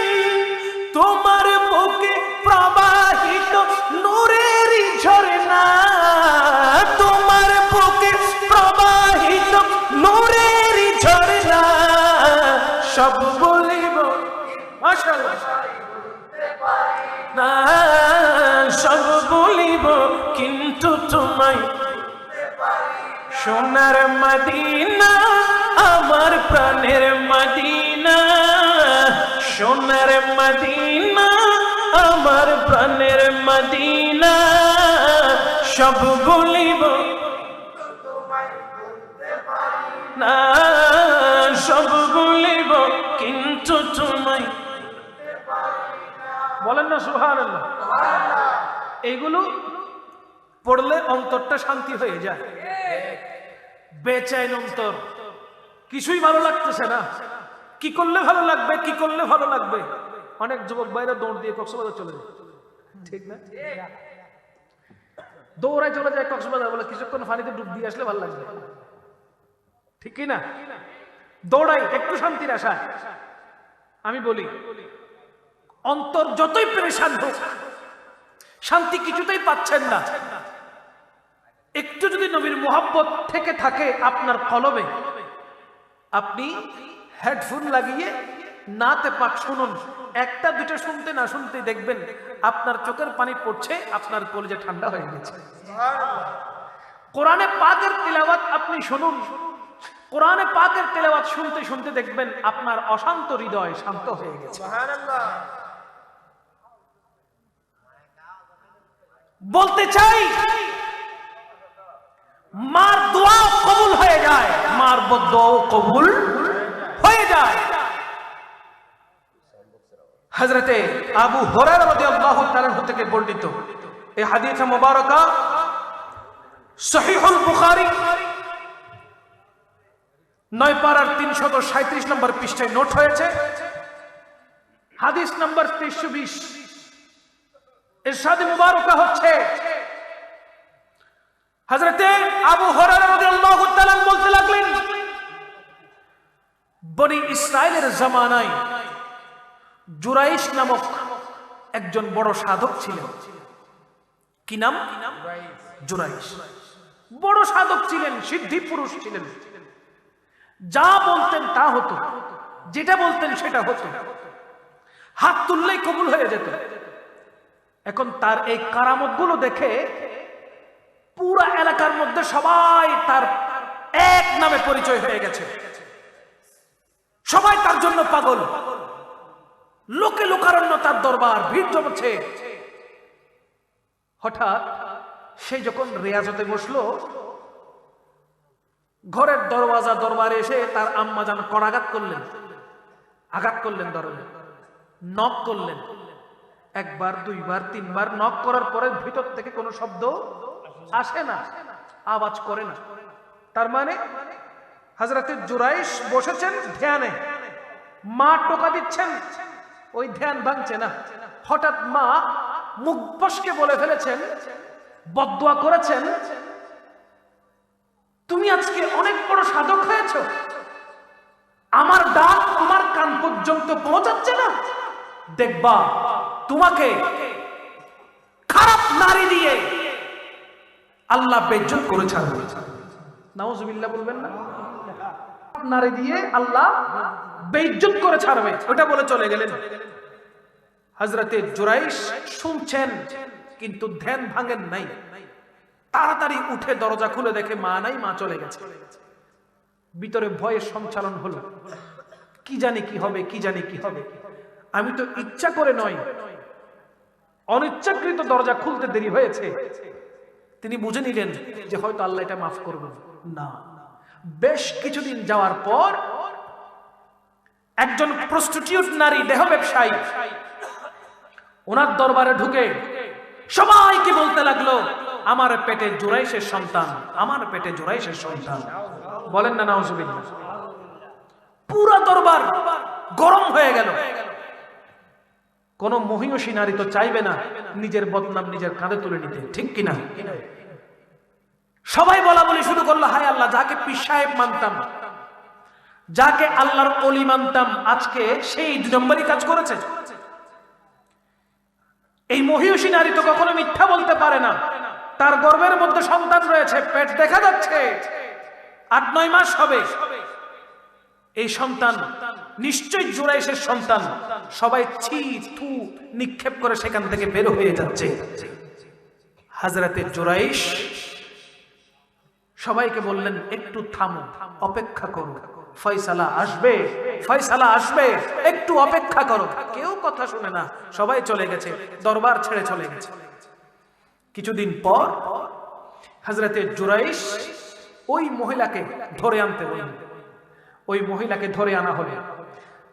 পুরা দরবার ভর্তি মানুষ। হযরতে জুরাইশ মহিলাকে বলতে লাগলেন, হে মহিষী নারী, আসলে কি এই সন্তান আমার? তখন ওই রমণী বলতে লাগলেন, হ্যাঁ, এই সন্তানটি আপনার। আপনি আমার সাথে অবৈধভাবে রাত কাটিয়ে এই সন্তান আমার গর্ভে দিয়েছেন। জোরে বলেন না নাউজুবিল্লাহ। সাথে সাথে হযরতে জুরাইশ ওই মহিলার পেটের দিকে শাহাদাত আঙ্গুল এইভাবে করে ইশারা করলেন এবং বলতে লাগলেন, এই মহিলার পেটের ভিতরে যেই সন্তান আছো, তুমি পেট থেকে আওয়াজ করে বলো, তোমার বাবা কি আমি নাকি অন্য কেউ? জোরে বলেন না সুবহানাল্লাহ। হযরতে জুরাইশ যখন ইশারা করলেন, ওই মহিলার পেট থেকে আওয়াজ বের হলো যে আমার মা একজন রাখালের সাথে রাত যাপন করে আমাকে গর্ভধারণ করেছে। কিছু অর্থের বিনিময়ে হযরতে জুরাইশের বদনাম করার জন্য দরবার পর্যন্ত সে হেঁটে এসেছে। চিৎকার দিয়ে বলেন না সুবহানাল্লাহ। মায়ের দোয়া কিন্তু আগে কবুল হয়ে গেছে, বদনামের ছাপ মাথায় উঠে গেছে। ঠিক কিনা বলেন? মায়ের দোয়া কবুল হয়ে গেছে, বদনামের ছাপ মাথায় উঠে গেছে। পরবর্তীতে কিছুদিন পরে তিনি দোয়া করলেন, আল্লাহর দরবারে সাহায্য চাইলেন। পরবর্তীতে এটা মীমাংসা হচ্ছে, কিন্তু এর আগে যে বদনামের ধাপ্পা ওনার পিঠে লেগে গেছে। কথা বলেন ঠিক কিনা? এই জন্য বলতে চাই, দোয়া করলেও কবুল হয়ে যায় এবং বদদোয়া করলেও কি হয়ে যায়। তাফসীরে কাশাফের প্রণেতা হযরতে আল্লামা জারুল্লাহ জমখশরী রাহমাতুল্লাহি আলাইহি মার সাথে সামান্য পরিমাণ কথা খেয়াল না করার কারণে মা যখন বদদোয়া করেছেন, এত বড় তাফসীর কিতাবের প্রণেতা মুফাসসিরে কোরআন, তিনি মায়ের বদদোয়ায় ল্যাংড়া হয়ে গেলেন। জোরে বলেন না নাউজুবিল্লাহ। এবার আপনারাই বলেন, এত বড় বড় জবরদস্ত আল্লাহর মকবুল বলিগণ যদি মায়ের বদদোয়ায় খারাপ অবস্থায় পৌঁছাতে পারে, সেইখানে আমরা কি তাদের চাইতে বড় হয়ে গেলাম? আমাদের মা বাবা যদি দোয়া করে, তখন বায়জিদ বুস্তামি হতে দেরি হবে না। কথা বলেন ঠিক কিনা? আর আমাদের মা বাবা যদি বদদোয়া করে, নসিবে যা আসে সব উধাও হয়ে যাবে। এই জন্য মা বাবা থেকে দোয়া নিবেন, বদদোয়া নয়। যদি বদদোয়া নিয়েছেন তাহলে বরবাদ, দুনিয়াও বরবাদ, আখিরাতও। মা খুশি হলে রাহমাতুল লিল আলামিন খুশি হয়ে যায়, বাবা খুশি হলে আল্লাহ খুশি হয়ে যায়। তাহলে যার মা বাবা রাজি হয়, তার উপরে আল্লাহ এবং রসুল রাজি হয়। যার মা বাবা সন্তানের প্রতি রাজি নাই, আল্লাহ এবং রসুল তার উপর রাজি নাই। তাই সময় থাকতে নিজেকে জান্নাতি করুন। আজকে যাদের মা নাই, তারা চাইলেও মায়ের চেহারার দিকে তাকিয়ে কবুল হওয়া হজের সওয়াব নেওয়ার আর কোনো চান্স, সুযোগ, তারা মা হারিয়ে ফেলেছে। আর যাদের মা বেঁচে আছে, আজকে থেকে আমল করা শুরু করুন। মোহাব্বতের চোখে আপনার মায়ের দিকে তাকান, মোহাব্বত করে আপনি মাকে দেখেন, মোহাব্বতের নজরে আপনি মাকে দেখেন। আমার আল্লাহ আপনার আমল নামায় কবুল হয়েছে এমন সওয়াব আল্লাহ দান করে দেবেন।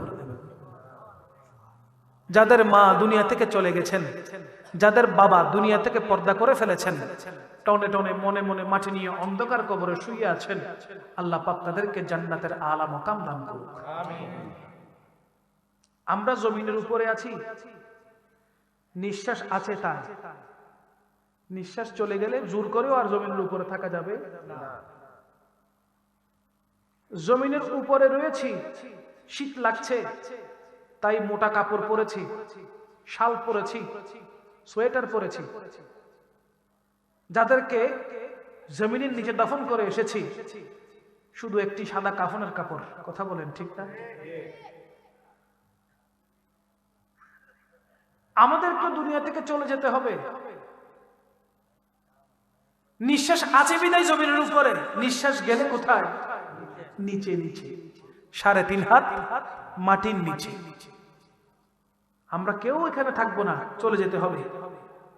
এখন আমাদের এই যাওয়া যদি জান্নাতি যাওয়া হয়, কবরে দেওয়ার সাথে সাথে আপনার কবরটা জান্নাত যিনি বানিয়ে দিবেন তিনি কে? আল্লাহ। এখানে এমন কেউ আছেন যে কবরটা জাহান্নামের আগুন দিয়ে জ্বলুক চাচ্ছেন? বলেন না, বলেন না। কেউ নাই। সবাই জান্নাতি হতে চায়, সবাই জান্নাতি হতে চায়। এই জন্য আপনি নেক আমলের পাশাপাশি উত্তম যে আমল, আপন মা বাবাকে খুশি করা, রাজি করা, আপনাকে সেদিকে খেয়াল করতে হবে। মা বাবাকে রাজি করতে হবে। মা বাবাকে রাজি করার মাধ্যমে আল্লাহ সন্তুষ্টি নিতে হবে। আল্লাহ পাক রব্বুল আলামিন আমাদের প্রত্যেককে মা এবং বাবার খিদমত করার তৌফিক দান করুন। কোন প্রকারে, কোন কথায়, কোন কাজে তাদেরকে যেন কষ্ট না দেই, আল্লাহ পাক আমাদেরকে সেই তৌফিক দান করুন। আপনি বড় ইঞ্জিনিয়ার হয়েছেন, আপনি বড় ডাক্তার হয়েছেন, আপনি ডক্টরেট করেছেন, আপনি পাইলট হয়েছেন, দেশের একজন সম্পদ আপনি। আপনার এই বৃদ্ধ মা বাবা কি চায় জানেন? একটু সময়, শুধু একটু সময়। আপনি অফিস থেকে বাসায় যখন ফিরেছেন তখন বললেন, মা তুমি কেমন আছো, বাবা তুমি কেমন আছো। আপনি আপনার বেডরুমে যাওয়ার আগে আপনি আপনার মায়ের রুমে যান, মায়ের কামরায় যান, 10টা মিনিট আপনি অতিবাহিত করেন। 10 মিনিট মা বাবার সাথে ভালো কথা বলেন। আপনার মায়ের কলিজা, আপনার বাবার কলিজাটা মস্ত বড় হয়ে যাবে। তারা বলবে, হায় হায়, আমার এই সন্তান সারাদিন অফিস করে নিজের বেডরুমে না গিয়ে আমাদের রুমে এসে আমাদের খোঁজ খবর নিচ্ছে।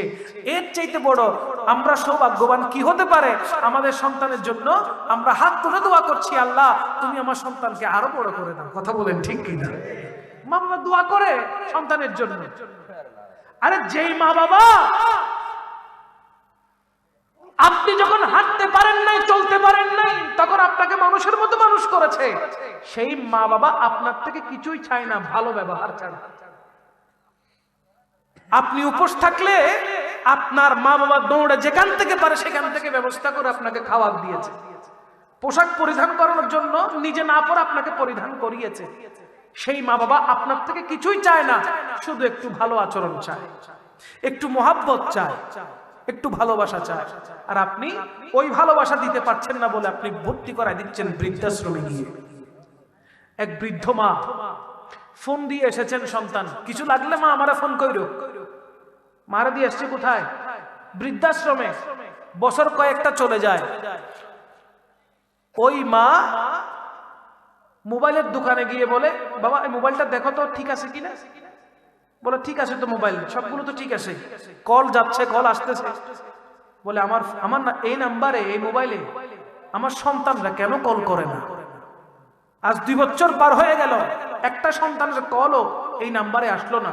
কেন আসে না? আমি তো মনে করেছি মোবাইল নষ্ট হয়ে গেছে। চিন্তা করে দেখেন কেমন কুলাঙ্গার সন্তান ওইগুলো। একটা বিল্ডিং এর মধ্যে 5-6টা রুমের মধ্যে মা বাবার জন্য একটা কামরা হচ্ছে না, মা বাবার জন্য একটা রুম হচ্ছে না, তাদেরকে পাঠিয়ে দেওয়া হচ্ছে বৃদ্ধাশ্রমে। মনে রেখো বাবা, তুমি তোমার মা বাবাকে বৃদ্ধাশ্রমে পাঠিয়েছো, তুমিও একদিন বুড়া হবা, তোমার সন্তানও তোমাকে বৃদ্ধাশ্রমে পাঠিয়ে দিবে। কামা তাদিনু তুদান, জৈসা করনি হ্যায় ওয়াইসা হি ভরনি। যেমন করবে তোমাকে তেমন ফল ভোগ করতে হবে। তুমি তোমার মা বাবাকে মহব্বত করো, যদি ঘরে ঠাঁই দিতে, তোমার সন্তানগুলো তোমার থেকে দেখে দেখে শিখতো। তোমার সন্তান তোমার থেকে দেখে শিখতো কিভাবে মাকে মহব্বত করতে হয়, বাবাকে মহব্বত করতে হয়। তোমাকে দেখে শিখে শিখে তোমাকেও, তুমি বৃদ্ধ হয়ে গেলে তুমি যেরকম আচরণ করেছো তোমার সাথেও সেই রকম আচরণ করতো। ঠিক কিনা বলেন? তুমি তোমার মাকে বাবাকে যখন বৃদ্ধাশ্রমে দিয়ে এসেছো, তোমার বাবার মায়ের মৃত্যুকালে যখন কবরে চলে গেছে তারা, তুমিও যখন কবরে যাবে, তোমার সন্তান দাঁড়িয়ে কবরের পাশে দাঁড়িয়ে একবার সূরা ফাতিহা পড়ে তোমার জন্য দোয়া করবে না? ঠিক না? সুতরাং মনে রাখবেন, যেমন করবেন সেটার জন্য আপনাকে প্রস্তুত থাকতে হবে, আপনাকেও সেই ফল ভোগ করতে হবে। এই জন্য সদা সর্বদা নিজেকে আরাম দেওয়ার জন্য নিজেকে শান্তি দেওয়ার জন্য, নিজেকে ভালো রাখার জন্য, নিজে যেন সুখে থাকতে পারেন, দুনিয়া থেকে যাওয়ার পরে যেন আল্লাহ আপনাকে জান্নাত দান করে, সেই জন্য দুনিয়াতে থাকা অবস্থায় জান্নাতি কাজগুলো করতে হবে। যদি জান্নাতি কাজ না করতে পারেন দুনিয়াটাও বরবাদ হয়ে যাবে। কথা বলেন ঠিক কি না? আল্লাহ সুবহানাহু ওয়া তাআলা মাতা পিতার বেশি বেশি খেদমত করার তৌফিক দান করুন। একটু জোরে বলেন না আমিন। আল্লাহ পাক রব্বুল আলামিন আমাদের প্রত্যেককে মাতা পিতার বেশি বেশি খেদমত করার তৌফিক দান করুন। জোরে বলেন আমিন। সদা সর্বদা মা বাবার কথা যেন আমরা শুনতে পারি, সেই তৌফিক আল্লাহ আমাদেরকে দান করুন।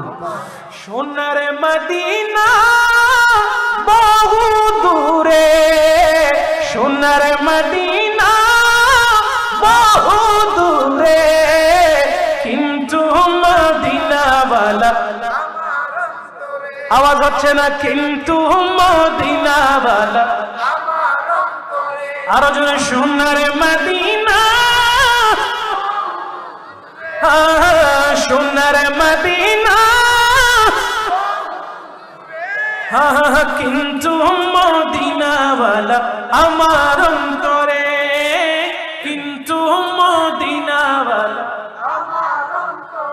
ওই আমার অন্তর জুড়ে মদিনা আছে রে, অন্তর জুড়ে মদিনা আছে রে, মদিনা মদিনা বলে জিকির করে আরো জোরে, মদিনা মদিনা বলে জিকির করে রে, মদিনা মদিনা বলে জিকির করে। হ্যাঁ হ্যাঁ, যে গিয়েছে একবার সোনার মদিনা, তার মনে আর কোনো দুঃখ রইল না, তার মনে আর কোনো দুঃখ রইল না।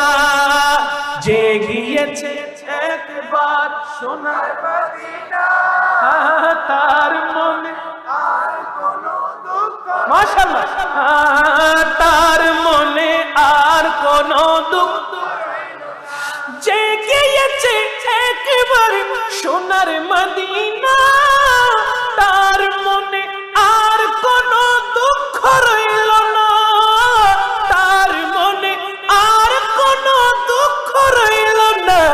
আমার অন্তর জুড়ে মদিনা আছে রে, অন্তর জুড়ে মদিনা আছে রে, সেই মদিনা কবে যাব মন মানে না রে, সেই মদিনা কবে যাব মন মানে না রে, সোনার মদিনা আরো জোরে, সোনার মদিনা বহু দূরে, কিন্তু মদিনাওয়ালা, কিন্তু মদিনাওয়ালা ও আমার অন্তর জুড়ে মদিনা আছে রে, অন্তর জুড়ে মদিনা আছে রে, মদিনা মদিনা বলে জিকির করে রে, মদিনা মদিনা বলে জিকির করে রে। রাসূল তুমি শোনো গো আমার ফরিয়াদ, চুমু খেতে বাড়ায়ে দাও নূরানি হাত। চুমু খেতে চাই কিনা? কথা বলে না। আমার নবীর হাত মুবারকের চুমু খেতে চাই কিনা? মাতা পিতার খেদমত করেন, রহমতুল লিল আলামিন দয়া করবে, ঠিক কিনা বলেন? রাসূল তুমি শোনো গো আমার ফরিয়াদ, চুমু খেতে বাড়ায়ে দাও নূরানি, বলেন না, চুমু খেতে বাড়ায়ে দাও নূরানি। রাসূল তুমি শোনো গো আমার ফরিয়াদ, চুমু খেতে বাড়ায়ে দাও নূরানি হাত, চুমু খেতে বাড়ায়ে দাও নূরানি হাত, দাও সাহারা উম্মত বেসাহারা, দাও সাহারা উম্মত বেসাহারা, तुम्हारी सहारा बिने नहीं को उपाय रे, तुम्हारी सहारा बिने नहीं को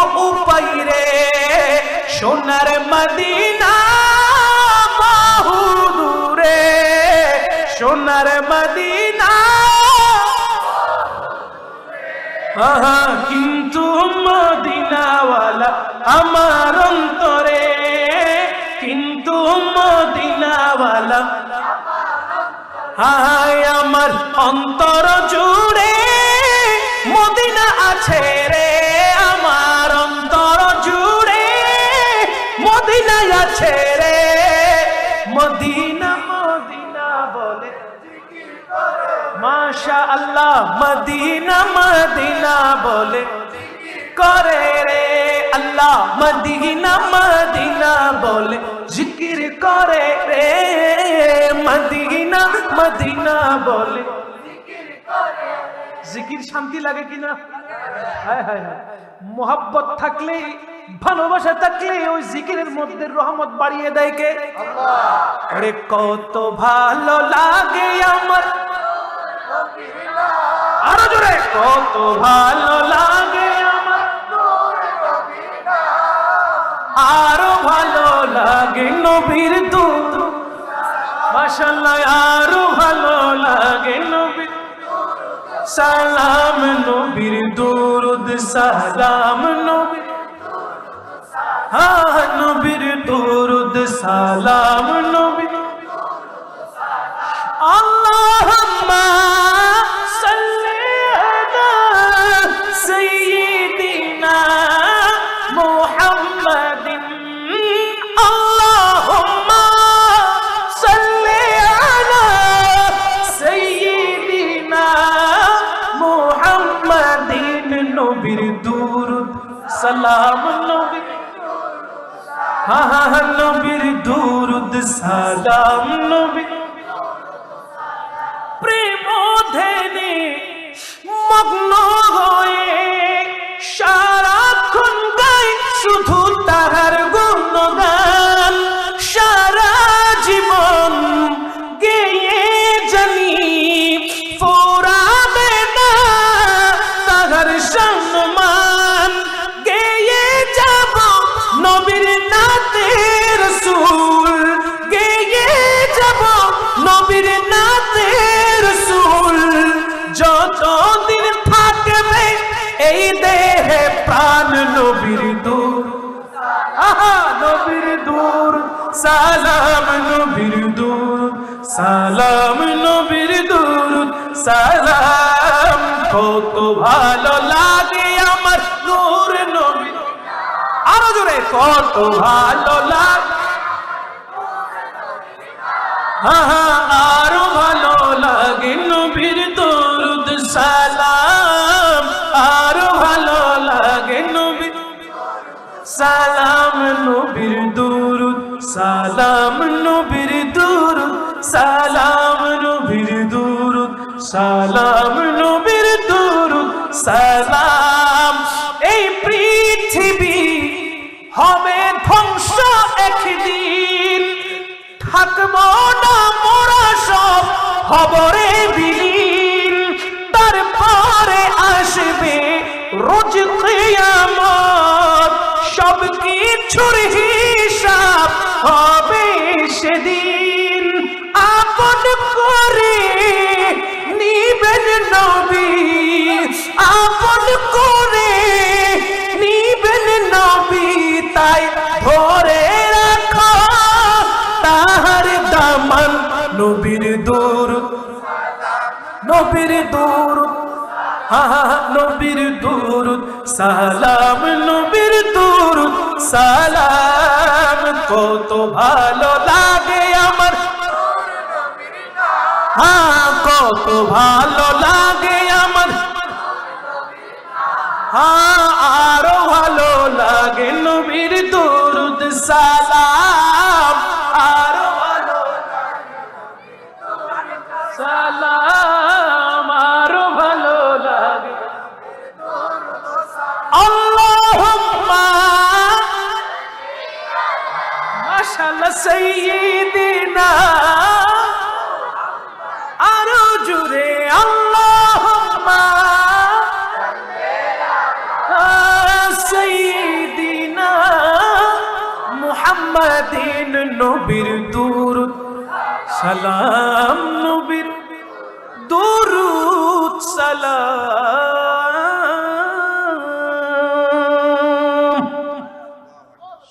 দিতেন না?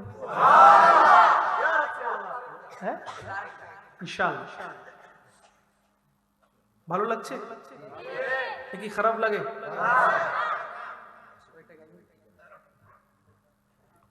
আজ আমরা বাংলাদেশে ব্রাহ্মণবাড়িয়াতে আড়াইশিদায় লাওয়াসান মসজিদ সংলগ্নয় বসে বসে আমার নবীর তারিফ করতেছি, ঠিক না? এই সময়ে এট এ টাইম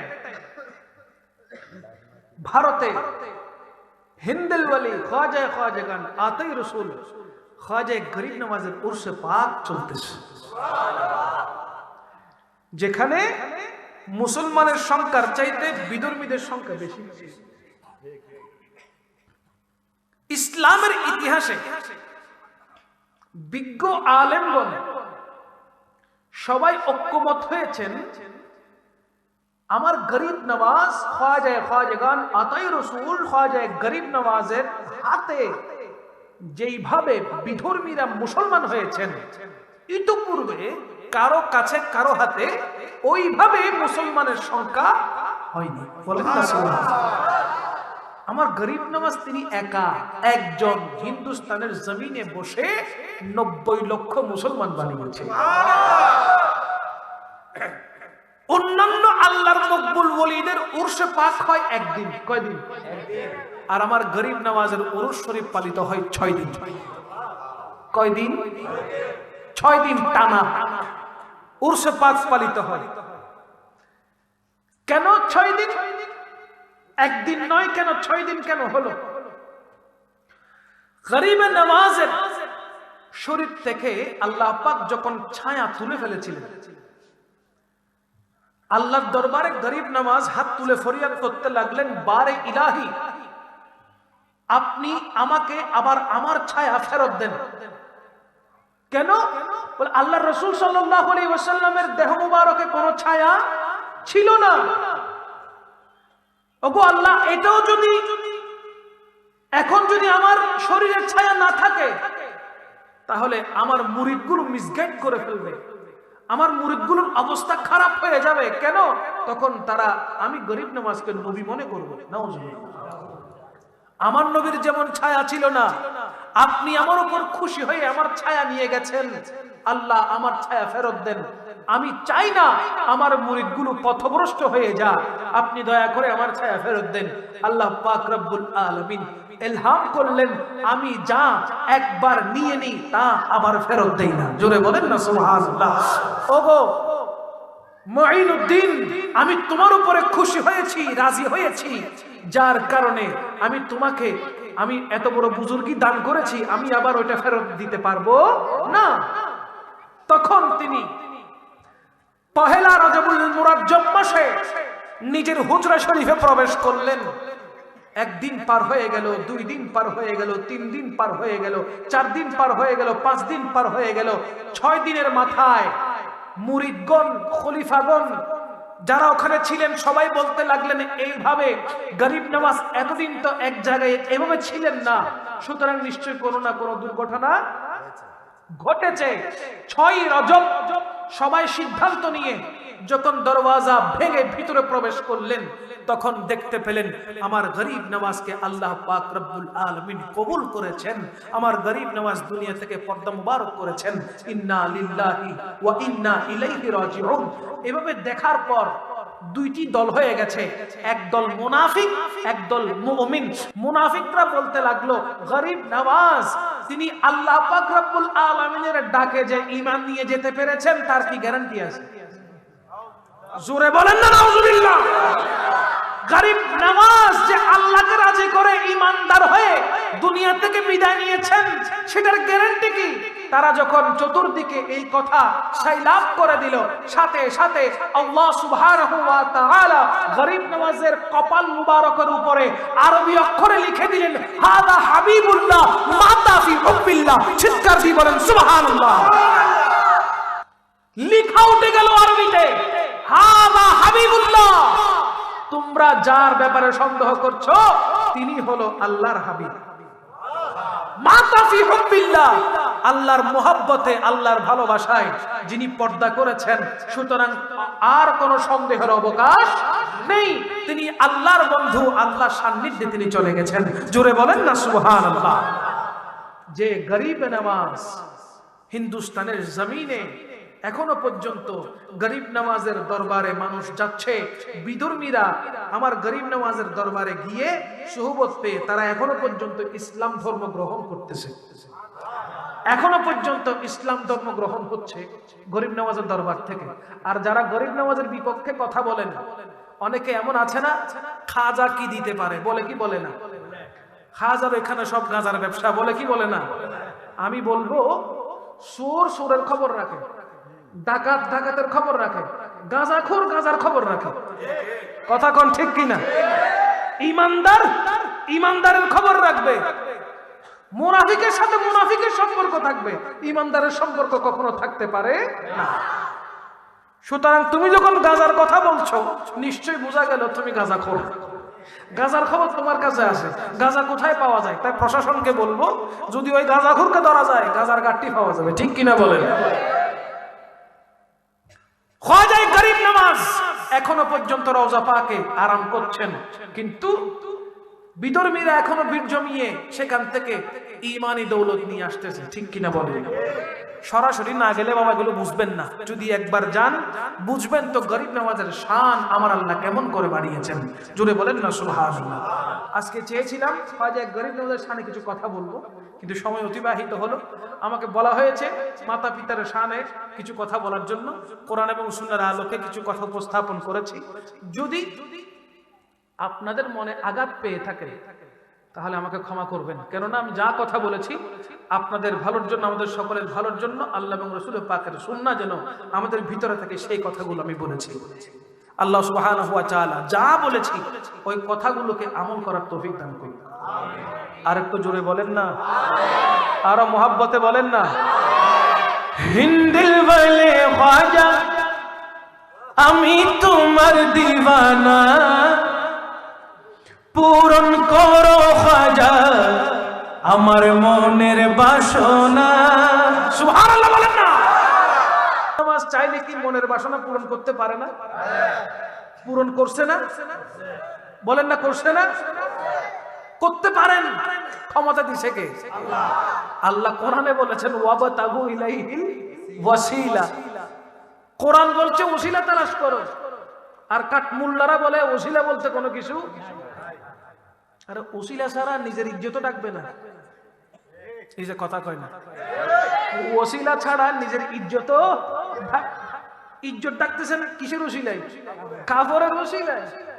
এ কাফর না থাকলে ইজ্জত। আমি ওসিলা মানতাম না, এই শীতকালে তারা ধরে ফুকুরে নামাই দেন, ঠিক নেই? আমি ওসিলা মানতাম না, মাথায় যে টুপিটা দিছে, মাথায় যে কানটুপি দিছে কানটুপিটা তুলে এলাম, উসিলা মানুষ না, কানটুপি দিতে পারতি না, উসিলা মানুষ না, পোশাক তুলি দে, ফুকুরে নাম পারবে? এ আবার কই উসিলা মানতাম। উসিলা ছাড়া কিছু নাই, আছে? জমিন না থাকলে খাও থাকতো না, জমিন হলে খাওয়ানোর উসিলা, ঠিক কিনা বলেন? সবগুলো ওসিলা। গরিব নওয়াজকে ক্ষমতা দিয়েছেন কে? আল্লাহ। এই জন্য গরিব নওয়াজের দরবার গেলে কেউ খালি হাতে ফেরত আসে, কারণ উনি তো দান করেছেন, উনি তো দিতে থাকবেন। আল্লাহ পাক রব্বুল আলামিন যাকে দান করেন সে চাইলে অন্যকে দিতে পারে।